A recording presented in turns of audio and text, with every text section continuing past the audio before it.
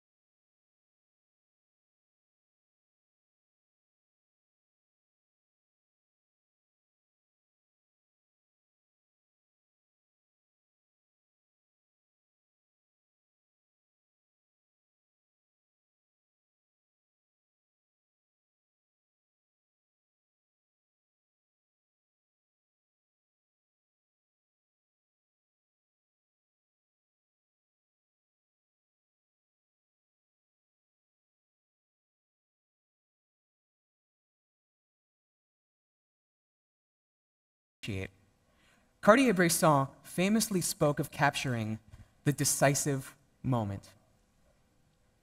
Now, what Bresson was talking about was occurring in fractions of a second, and those fractions have only gotten smaller with time. With the work coming out of the MIT Media Lab today, photography has become possible at the femtosecond level. A femtosecond is 1/4 of a second.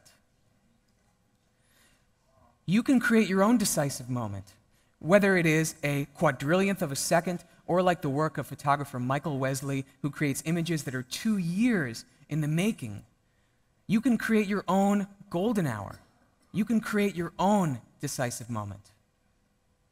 Now, the square one of painting with light happened in the late 1800s when Etienne Jules Marey was experimenting with chronophotography and kinesiology.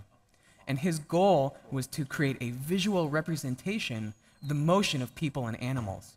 So he would take these long exposures and attach lights to different people and animals in motion. And throughout that long exposure, he could actually see where they went.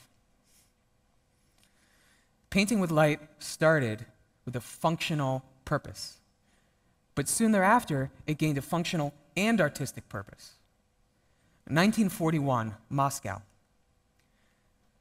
While everyone else was running for cover, Margaret Burke White, on assignment for Life magazine, ran to the rooftop of her hotel to capture this image of the Luftwaffe raining down fire and death on the city. This image is striking because it shows us something else we wouldn't be able to see without that long exposure. We can actually see the patterns of the anti-aircraft fire and the patterns of the bombs as they hit Moscow. Shortly after that, Guillaume Milly captured this famous image of Pablo Picasso literally painting with light. Picasso was so fascinated with this process, he created over 30 separate light paintings with Milly. The work of Guillaume Milly, Margaret Burke White, and other innovators really changed the world's perspective on photography, light, and time. And perspective is key to more than just art. It is how we experience the world. You see the world differently than I do, and it is these differences that we celebrate here at TED. What you see here represents a pixel. A pixel is the smallest digital unit of a digital image. Now, by the definition I just gave you, that's not actually a pixel, it's a little bit bigger, but we're here at TED, let's use some creative license. In the short story, Flatland, by Edwin Abbott Abbott, we meet a square. We meet a square whose entire universe consists of just two dimensions, length and width. And it's not until a sphere enters his world that he recognizes that his perception of reality is not the only perception of reality. Camera companies will try to sell you on the most pixels, on the most megapixels, as being the next latest and greatest camera. You can create amazing images with 1,000 pixels or 47 million pixels. It's not about the number of pixels. It's how you use them. I'm only able to create images like these, images of a digital tapestry woven together layer by layer with the help of assistants that are willing to stand in shark-infested waters with me because they share in my vision. They share in my perspective. And it took me 8 years to develop painting with light in the dark. It took 8 years for me to reinvent the way that I see the world. And it's to the point now where literally, as I'm here standing in front of you at TEDx and I look at the spotlights, the house lights, I can already see how I would paint you all with light. I can already see where I would introduce the lights in the aisles, how I would add uplighting and downlighting, what the intensity of those lights would be. I can pre-visualize a finished photograph before I take my first exposure. And it is that ability that allows me to create images like these. It is what allows me to take the ordinary and show it in an extraordinary way. Tonight, when you go home, you will walk through your front door, you will turn on the light switch, and you will expect those lights to go on. Now, if they don't, your first thought will invariably be that something is wrong, that there is something wrong with the darkness. People say that something goes bump in the night. I say that something does go bump in the night, and it is creativity. It is potential. The Tao Te Ching speaks of usefulness in what is not there. A bowl is full of potential when it is empty. So I say the darkness is that potential. Thank you.